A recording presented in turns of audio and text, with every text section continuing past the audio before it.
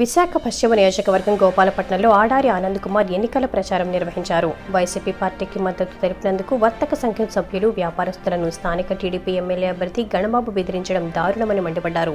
వర్తక సంఘం అభ్యర్థులకు, వ్యాపారస్తులకు వైఎస్ఆర్ పార్టీ అండగా నిలబడుతుందని భరోసా ఇచ్చారు. వచ్చే ఎన్నికల్లో వైఎస్ఆర్ పార్టీ విజయం తథ్యమంటూ ధీమా వ్యక్తం చేశారు. ఎన్నికల ప్రచారంలో భాగంగా ఇంటింటికి తిరిగి తన అభ్యర్థిత్వాన్ని బలపరచాలని కోరారు.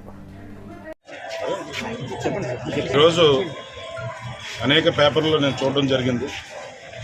ఇక్కడ వ్యాపారస్తుల్ని, అలాగే ఆర్పీలని, అలాగే ఇతర ప్రభుత్వ ఉద్యోగస్తుల్ని, స్థానికంగా ఇక్కడ ఎమ్మెల్యే అభ్యర్థి, టీడీపీ ఎమ్మెల్యే అభ్యర్థి గణబాబు గారు అందరినీ బెదిరిస్తున్నారని చెప్పి పేపర్లో చూడడం జరిగింది.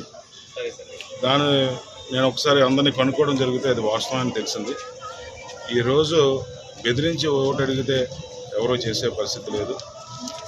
ఈరోజు జగన్మోహన్ రెడ్డి గారు ప్రభుత్వం వ్యాపారస్తులకి, ఉద్యోగస్తులకి, అలాగే సామాన్యులకి అందరికీ కూడా ఒక అండగా ఉండే ప్రభుత్వం ఇది. ఈరోజు ఎవరో కూడా దాని గురించి భయపడవలసిన అవసరం లేదు. నెక్స్ట్ వచ్చే ప్రభుత్వం జగన్మోహన్ రెడ్డి గారిది. అందరూ కూడా హ్యాపీగా, వ్యాపారస్తులు కానీ, లేకపోతే ప్రభుత్వ ఉద్యోగులు కానీ, సామాన్యులు కానీ ఎవరైనా కూడా స్వచ్ఛందంగా హ్యాపీగా బతకొచ్చు.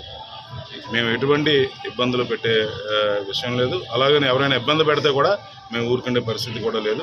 తప్పకుండా ఎవరైనా అటువంటి ఇబ్బందులు వాళ్ళకి కానీ వస్తే మటుకు మాకు కాల్ చేస్తే తప్పకుండా మేము అండగా నిలబడతామని ఈ సందర్భంగా తెలియజేస్తున్నాను. రాజకీయం అన్నది ఒక మంచితనంతో, ఒక మంచి పేరుతో జనాల మధ్యకి వెళ్ళాలి కానీ బెదిరింపులతో, వాటితో జనాల మధ్యకి వెళ్తే చాలా తప్పది. ఈరోజు మేము ప్రచారంగా ప్రతి ఒక్కరికి ఇంటికి వెళ్తాం, అది మా హక్కు.